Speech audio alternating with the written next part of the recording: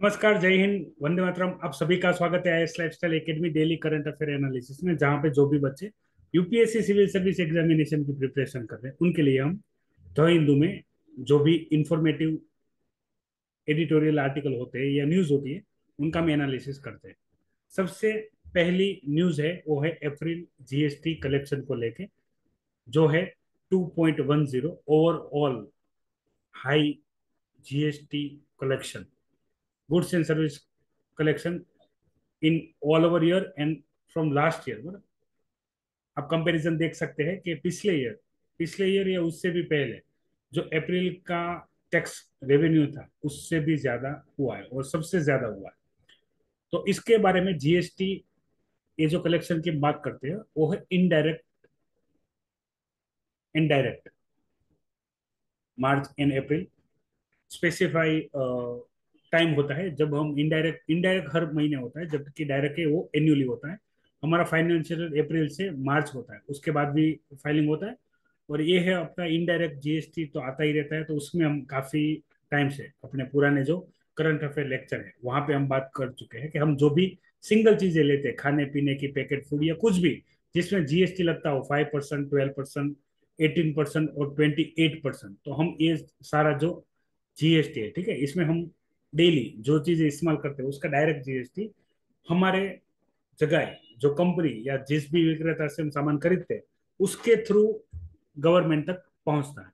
और जैसे ही मार्च खत्म होता है तो करंट मंथ अप्रैल से हम डायरेक्ट टैक्स भी पे करना शुरू कर देते हैं। तो इम्पोर्टेंट टाइम होता है जीएसटी कलेक्शन के लिए।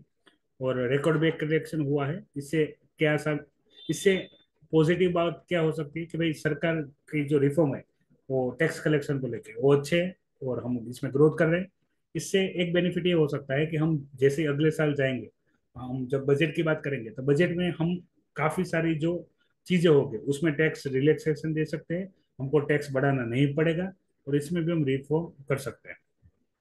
दूसरी न्यूज है वो है सुप्रीम कोर्ट के रजिस्ट्रार ने जो स्पेक्ट्रम ऑक्शन के लिए जो पिटीशन दाखिल की गई थी, 2G स्पेक्ट्रम 2024 चल रहा है, 2012 में हुआ, उस जजमेंट के लिए पिटीशन दाखिल की गई है। हालांकि वहां के रजिस्ट्रार ने ये जो पिटीशन है वो खारिज की। याद रखिएगा, किसी भी कॉन्स्टिट्यूशन बेंच ने या जज ने इसको खारिज नहीं किया है।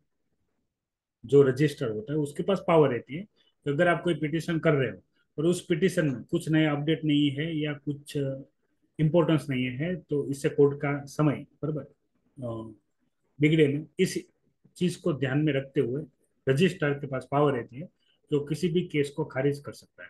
अब खारिज करने के बाद सरकार के पास 15 दिन का अपील का टाइम होता है, इसमें वो अपील कर सकते हैं कि ये क्यों जरूरी है और क्यों इस चीज पे बहस होनी चाहिए, इसमें चेंजेस क्या करना है।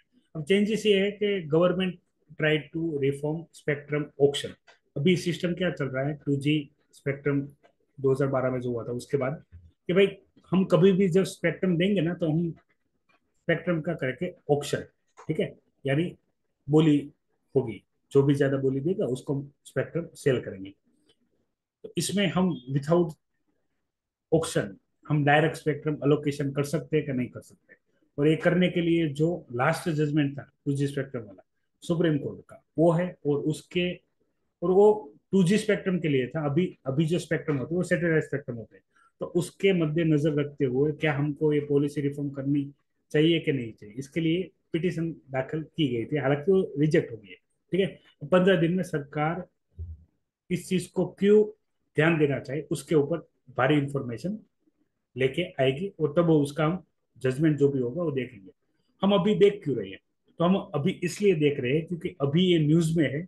फिर इसी न्यूज के ऊपर हमको इंफॉर्मेशन, जब भी सुप्रीम कोर्ट अपना जजमेंट देगा तो GS पेपर 2 पॉलिटी वाले सेशन में हमारे लिए उपयोगी हो सकता है। अब यहाँ पे इंफॉर्मेशन है वो है इसरो के लिए, जिसमें चांद पे बराबर पोलर रीजन पे क्या फाइंड किया है, आइस, आइस फाइंड किया हुआ है सतह से नीचे, सतह के नीचे। इससे इससे दो चीजें हमको समझनी है। इसरो का research, Indian Space, Indian Space Research Organisation है जो चांद पे वाटर है उसकी खोज की है। इससे क्या होगा, भविष्य में हम कोई भी मून मिशन करेंगे तो उसमें हमारे जो भी एस्ट्रोनॉट वहां पे जाएंगे उनको पानी के लिए, और पानी हमको अलग से कुछ व्यवस्था करने की जरूरत नहीं पड़ेगी। रिसर्च करेंगे, अभी अभी जैसे फाइंड किया है कंफर्म, फिर वहां पे जाके चेक करेंगे, उसके बाद की बात बता रहा हूँ इन फ्यूचर। तो वहां पे पानी रहेगा तो हम वहां पे लाइव सेटलमेंट कर सकते हैं, ठीक है, अगर पानी है तो बेसिक रिक्वायरमेंट है। मान लो खाना हमको जो चाहिए, जिस हिसाब से चाहिए, जितने टाइम के लिए चाहिए उसको हम कर सकते हैं। पानी हमको टाइम टू टाइम चाहिए, तो उसके लिए अगर वहां पे पानी है तो अच्छा है। दूसरा कि वहां पे जो नॉर्थन पोलर रीजन है, वहां पे सदर्न पोलर रीजन से डबल आइस है, यानी हम चांद को बीच से काट दें तो ये होगा उसका नॉर्थ पार्ट, ये होगा उनका साउथ। ये साउथ पोल, ये है नॉर्थ पोल, तो नॉर्थ पोल में ज्यादा आइस है, ठीक है। अब जब फ्यूचर में इसकी रिसर्च होगी तब काम करेंगे। अभी इसको आपको याद कैसे रखना है, ये आएगा जैसे जीएस पेपर 3 साइंस इन टेक, और उसमें स्पेस, स्पेस में टॉपिक आएगा मून, ठीक है। अब फिल्म्स के लिए इसको इस तरीके से याद रखना है कि इसमें स्टेटमेंट आ सकते हैं। हालांकि ये करंट अफेयर में इंफॉर्मेशन है, तो आपको कोई भी बुक में मिलेगी नहीं। तो वो वहाँ पे स्टेटमेंट एलिमिनेशन में आपको एक तो फाइंड वाटर, ये इंफॉर्मेशन आपके पास पहले से होगी, और दूसरे पोलर रीजन पे आइस फाइंड हुआ है जो नॉर्थन रीजन में डबल है सदर्न रीजन के कंपैरिजन में। और फ्यूचर में हमारे जो भी मून मिशन होंगे वहां पे हमको ये फायदा देंगे। आगे बढ़ते हैं न्यूज में। यहाँ पे फाइट इनइक्वालिटी के लिए बात की गई है। ज्यादा डिटेल डिस्कशन करूँ तो इससे पहले मैं आपको ऑलरेडी एक इन्फॉर्मेशन दे चुका हूँ, फिर से रिपीट करता हूँ कि भारत के टॉप 1% के पास, भारत के टॉप 1% इंडियन पॉपुलेशन के पास भारत की 40% वेल्थ है। मोर देन 40%, अभी हम 40% दे सकते वेल्थ के मामले में। और इनकम की बात करें तो 22% इनकम ये होल्ड करते हैं। और इसकी कंपैरिजन नेगेटिव देखें, bottom 50%, bottom 50% of total population, they contain only 6.4% wealth and 15% of income, 15% of income. ये क्या दिखाता है, ये हमको इनकम इनइक्वालिटी दिखाता है इंडिया में। ऑथर का कहना ये है, हम जिस हिसाब से इसको देख रहे हैं ऐसे देखने नहीं चाहिए। अब यहाँ पे ये एक हिस्टोरिकल पॉइंट यहाँ पे ड्रॉ किया गया है कि जो टॉप 1% है या टॉप 10% है, उन्होंने वेल्थ और इनकम कैसे बढ़ाई, और जो बॉटम पे है वो क्यों बॉटम पे रह गए। इस चीज को हमको प्रैक्टिकली इम्प्लीमेंट करके हमारा जो इनकम इनइक्वालिटी है उसको कम करना चाहिए। यानी शॉर्ट में इतना समझिए कि इनके पास तो पैसा है, इनको पैसा चाहिए तो क्या करना होगा, अर्न करना होगा, कमाना होगा ज्यादा पैसा। तो ये जो ये लोग कर रहे हैं, जिससे कमा रहे हैं, उसमें से जो भी हो सके ये बॉटम लेवल पे भी करे ताकि उनके पास पैसा आए।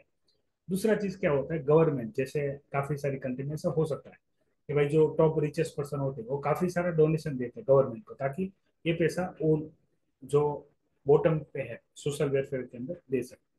तो यहाँ पे बात की है वेल्थ टैक्स के भी, टैक्स के मामले में भी यहाँ पे डिस्कशन दी गई है कि भारत की जो इनकम टैक्स सिस्टम है वो पीपल्स इनकम पे डिपेंड है, ठीक है। और इनकम के जो रिसोर्सेज है वो डिफाइन नहीं होते, क्योंकि हमारा काफी सारा काम अनऑर्गेनाइज सेक्टर यानी कैश में भी होता है अपना, जो भी हम लेन देन करते हो, जिसको हम परफेक्टली मेजर नहीं कर सकते। यानी एक इंसान की परफेक्ट इनकम कितनी है इंडिया में जानने की, इंडिया में उसकी एक्यूरेसी कम रहती है, तो हम उस पर ज्यादा टैक्स नहीं ले सकते, ठीक है, जब तक कि अपने को उनके इनकम का सोर्स पता ना हो। तो ये सारी चीजें हैं, ये सारे लूप होले वो उनको दूर करने हैं। दूसरी यहाँ पे इंफॉर्मेशन आई है, वो आई है एक्सपोर्ट को लेके। गोल्डमैन साचे रिपोर्ट है, इंडिया का एक्सपोर्ट बढ़ेगा इन फ्यूचर। उसके लिए यहाँ पे उन्होंने दो रिपोर्ट के भी डिस्कशन की है कि भाई अगर हम फ्यूचर देखें तो इंडिया 2030 तक, 2030 तक अपना जो सर्विस एक्सपोर्ट है, सर्विस में हम जो भी चीजें देते हैं वो 800 बिलियन तक जाएगी। और गवर्नमेंट टारगेट 1 ट्रिलियन, ठीक ठीक है, 1 ट्रिलियन यानी नियर ही है, 200 बिलियन प्लस कर देगा, okay. 1 trillion by 2030 for both service and merchandise, service and merchandise, सेवा और व्यापार, सेवा और व्यापार ट्रेडिंग दोनों मिला के इसको कहाँ तक 1 ट्रिलियन तक पहुंचा देंगे अगर एक सही मायने में काम किया। तो इससे इंडिया की इकोनॉमी को काफी सारा बूस्ट मिलेगा। और इंडियन इकोनॉमी है उसमें ग्रोथ होगा तो हमारे लिए फायदेमंद है। ये इन्फॉर्मेशन ऑलरेडी मैं आपके साथ डिस्कस कर चुका हूँ। हाल में जो टेम्परेचर की बढ़ोतरी हो गई इंडियन ओशन में, इसके पुराने आप करंट अफेयर लेक्चर देखेंगे हमारे, ठीक है, वहां पे आपको ये न्यूज देखने को मिलेगी। इंडियन ओशन अभी तक हम देखें 2015 से लेकर 2015 से लेके अब तक, तो 1.2 ऑन सेल्सियस जितना बढ़ा है टेम्परेचर ओशन का।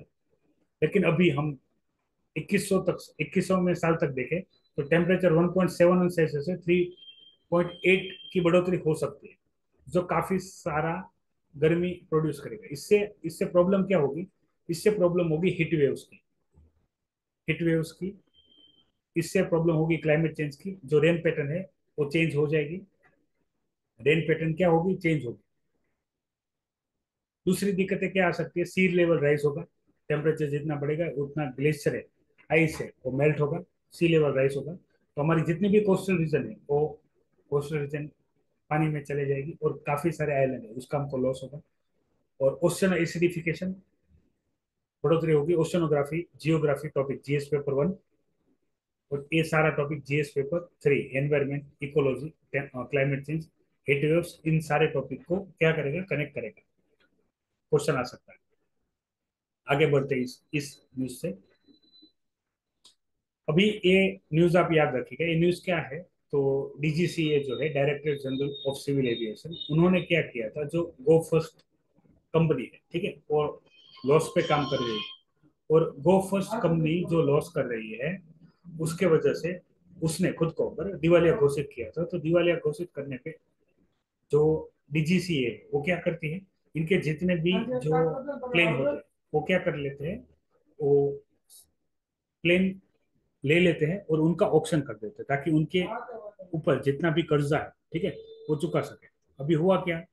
गो फर्स्ट के जो 54 एयरक्राफ्ट थे वो लीज पे थे। लीज यानी जब भी कोई एविएशन कंपनी, ठीक है, खुद खुद के भी प्लेन रखती है, और जब वो नया प्लेन नहीं खरीद सकते तब वो प्लेन कंपनी से क्या करती है? लीज पे प्लेन लेती है और उसको उड़ाती है और उसमें प्रॉफिट क्रिएट करती है।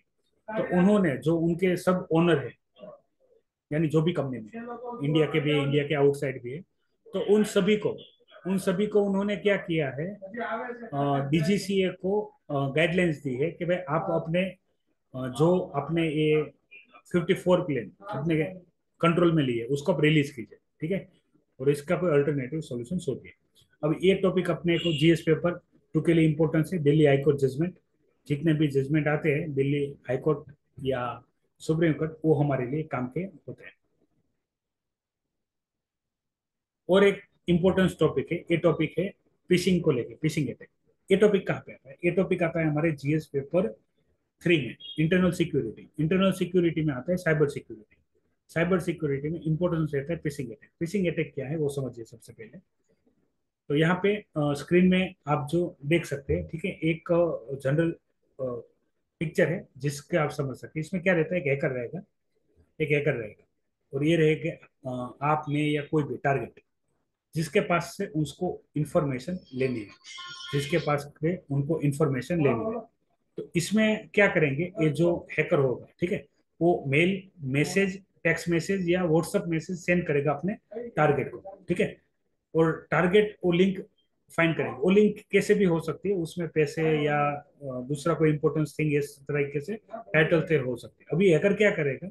उसको चाहिए आपकी इंफॉर्मेशन। उसको क्या चाहिए? आपकी इंफॉर्मेशन। तो इंफॉर्मेशन के लिए आपको डाइवर्ट करेगा उसके बनाए हुए एक डुप्लीकेट कॉपी, कॉपी वेबसाइट में, ठीक है, वहां पे जाएंगे आप, अपने लॉगिंग डिटेल देंगे, वो लॉगिंग डिटेल या जो भी डिटेल देंगे वो डिटेल हैकर के पास चली जाएगी। हैकर उस डिटेल का इस्तेमाल करके आपका जो रियल वेबसाइट है, ठीक है, वहां पे वो आपके सारा अकाउंट हैक कर लेगा और सारी डिटेल चुरा लेगा। एज ए एग्जाम्पल हम देखते हैं कि भाई मान लो कोई एक बंदा है, अभी हम इसको रियल वेबसाइट यानी बैंक डिटेल में तो काम नहीं करेगा क्योंकि उसमें ओटीपी और भी चीज चाहिए। ये हम ले ले, कोई सोशल मीडिया अकाउंट है, इंस्टाग्राम है, फेसबुक है, ठीक है, तो उसमें क्या करेगा? फेक उसी तरीके की सेम वेबसाइट बनाएगा, हालांकि उसके नाम में कुछ चेंज होगा, लेकिन आप उसको आइडेंटिफाई अगर नहीं कर पाए और आपने वो डिटेल दे दी तो आपका अकाउंट वो हैक कर लेगा। इससे बचने के लिए अपने को क्या करना है कि अनवांटेड जो ईमेल में लिंक्स है या मैसेज में लिंक्स है व्हाट्सएप में या किसी भी अपने फ्रेंड के नाम से भी, तब भी उसको ओपन करना नहीं है।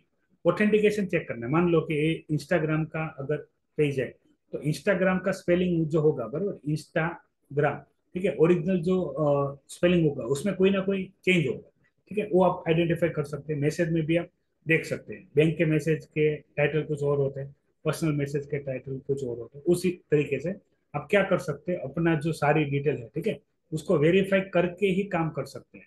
अब इसमें इसको फिशिंग अटैक क्यों बोलते हैं?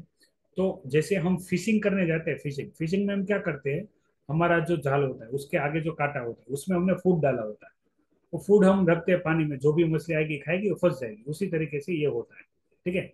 मेल थ्रू, मैसेज थ्रू और व्हाट्सएप थ्रू कहीं से भी आपको टारगेट किया जाता है। इससे आपकी जो पर्सनल डिटेल है उसको चुराया जा सकता है, या अदर कोई भी टारगेटेड इंफॉर्मेशन वो चुराया जा सकता है। और इसमें सबसे ज्यादा अटैक अभी इंडियन और एशियन रीजन में इंडियन कंपनियों को टारगेट किया जा रहा है। तो साइबर सिक्योरिटी से रिलेटेड ये सारी चीजें हैं जो हमको ध्यान रखनी चाहिए। तो और इंटरनेशनल न्यूज में देखें तो यूएस इसराइल की डिस्कशन है, ठीक है। तो आज की करंट अफेयर में इतनी इन्फॉर्मेशन है। आज में जो भी इन्फॉर्मेशन हमने डिस्कस की है वो कैसी लगी वो भी आप वीडियो के कमेंट बॉक्स में कमेंट कर सकते हैं। बात करें करंट अफेयर के एनालिसिस का टाइमिंग, तो वो शाम को रहेगा 5 बजे, daily 5 o'clock, the Hindu Hindi analysis lecture रहेंगे, ठीक है। और जो भी बच्चे गुजराती मीडियम से प्रिपरेशन कर रहे हैं उनके लिए मॉर्निंग में 11 AM को गुजराती, द हिंदू गुजराती एनालिसिस के लेक्चर होंगे। तो इन्फॉर्मेशन अच्छी लगी है तो लाइक कीजिएगा, दूसरे बच्चों के साथ शेयर कीजिएगा। आज के लिए इतना ही, मिलते हैं कल के द हिंदू सेशन में। जय हिंद, वंदे मातरम।